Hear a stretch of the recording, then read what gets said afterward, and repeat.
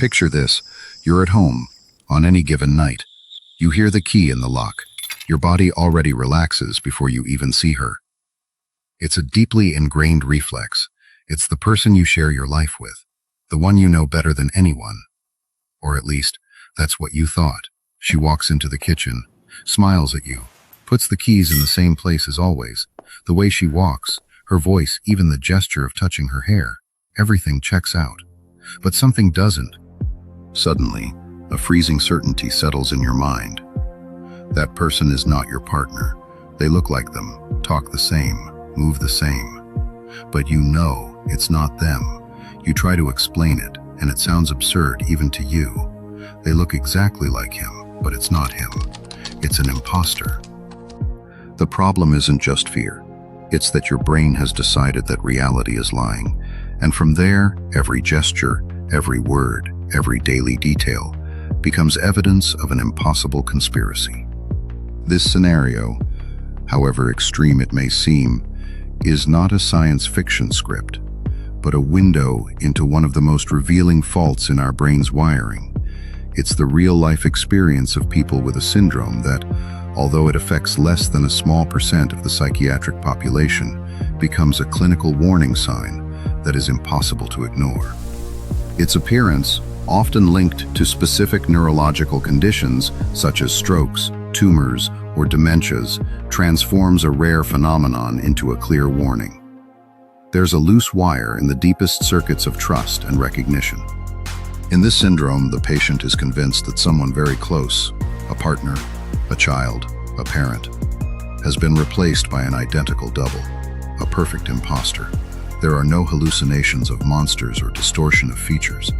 They see the same face that you and I would see, but the emotional connection, that deep click of recognition, seems to have been severed.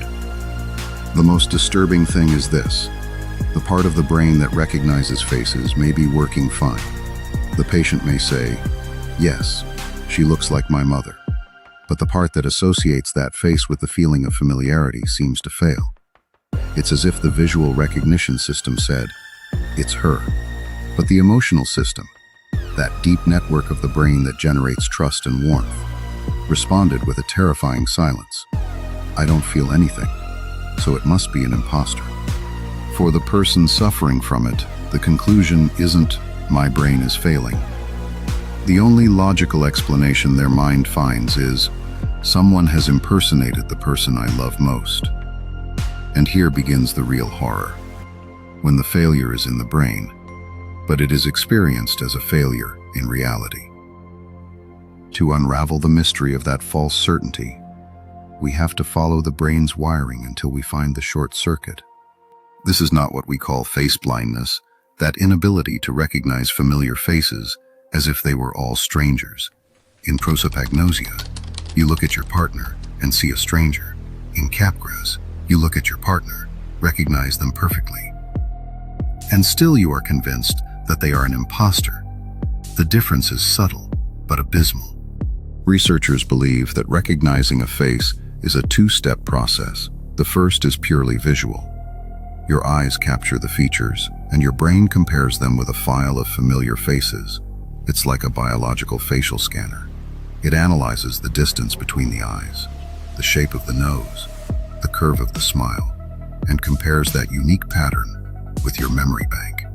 It says, "Yes, this face matches my mother's." The second step has nothing to do with seeing, but with feeling. It is like a seal of emotional authenticity that should be stamped on every known face, telling you, "Trust, they are one of your own." It is the pathway that generates the discharge of familiarity, warmth, shared history. It's the feeling of recognition. In Capgras syndrome, it is thought that this second pathway is damaged or disconnected. The result is a paradox.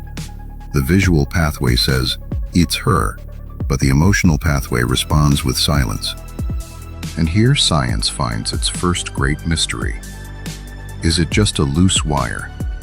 Case records reveal that the neurological reality is even more intricate. Studies show that the pattern of brain damage can vary enormously, from small localized lesions to widespread changes in how the brain networks that recognize faces function. There is no single pattern of damage, but a spectrum of disconnections that challenge our traditional understanding of the brain. In some cases, the damage not only disconnects feelings, but can generate complex and persistent delusional beliefs as part of a broader syndrome of false identification. Here comes the second key component, the reality checker. Normally, if you have a strange feeling, your brain has an internal verification system, like a reality editor, that can rationalize it. I must be tired. I feel strange today. But in Capgras, many patients also present a deterioration in the ability to evaluate and discard strange beliefs.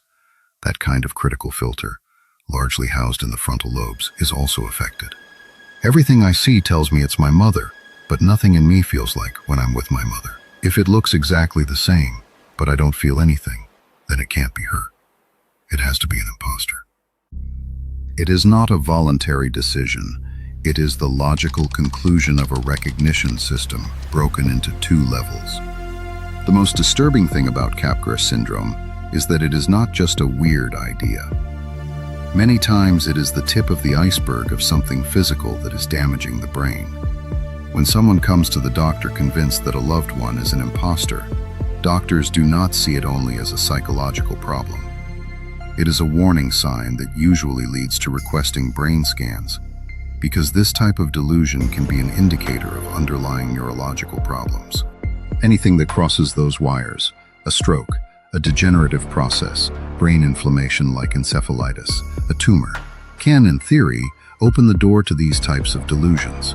Imagine, for example, a person who starts with small memory lapses and character changes. Months later, their family notices that they have brief crises in which they are absent, as if they leave for a few seconds. Later, strange comments begin. "This house is not our house. You look like my wife, but you are not her." Doctors discover that inflammation in the brain areas that manage memory and emotions is precisely damaging the wires that connect the recognition of a face with the feeling of familiarity. From the outside, it sounds like a movie plot. In the medical history, it is a pattern that is repeated. Although Capgras syndrome is rare in the general population, it is not a unique curiosity. In studies with patients hospitalized for psychosis or dementia, delusions of misidentification appear in a significant fraction of cases. Behind each of those cases, there is a life where the house has ceased to be a safe place. The living room becomes a stage, and loved ones become actors who play their role too well. From the outside, it is easy to think, but if he sees the same thing as me, how can he believe something so crazy? From the inside, the logic is implacable. If I don't feel like you are you, how am I going to believe my eyes more than my own certainty? That is the real terror of Capgras syndrome. It not only breaks the trust in others, it breaks the trust in your own brain. A man looks suspiciously at his dog. A woman looks at her own reflection in the mirror with terror. An old man looks out the window at his house and murmurs, "This is not my street." Capgras delusion, as terrifying as it is not alone. It is part of an even stranger family, delusional misidentification syndromes, variations on the same theme. When the brain stops believing reality, in one of them, the person is convinced that a stranger is, in reality, someone close disguised. In another, he feels that usual places are copies and that the originals are elsewhere. All these conditions share a pattern. The system that recognizes the world continues to function, but the system that gives meaning and trust to that world is altered. It is as if reality continues to emit the same signal, but the brain has lost the ability to say, "Yes, this is trustworthy." From the outside, they seem like science fiction stories. From the inside, they are complete universes where imposters are not a metaphor. They are the most coherent explanation that an injured brain finds for its own disconnection. Imagine what it means to live like this, not only for those who feel that their world is full of imposters, but for those around them who have to repeat every day, "It's me. I'm still me. Trust me." It is not a couple's argument. It is not a specific misunderstanding. It is a deep gap between what the senses show and what the brain is willing to accept as true. Capgras syndrome teaches us something uncomfortable. What we call reality is not just what we see out there. It is a silent agreement between what enters through the senses and what our brain decides to believe about it. The eyes may still see well, but the certainty of who is who collapses, as if the floor of reality opened under your feet. The world is still the same, but the trust in that world is gone. The next time you look at someone you love and feel that immediate, automatic recognition, think about everything that has had to go right in your brain for that simple gesture to exist. The visual pathways, the memory, the emotion, and that silent filter that says, yes, it is real. Because in the end, Capgras syndrome is not just the story of people who believe that their loved ones have been replaced.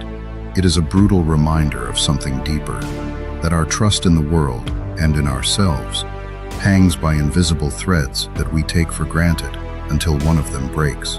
And perhaps the most disturbing question is not, how can they see imposters where there are none, but how much does my own sense of reality depend on a fragile balance of which I am not even aware?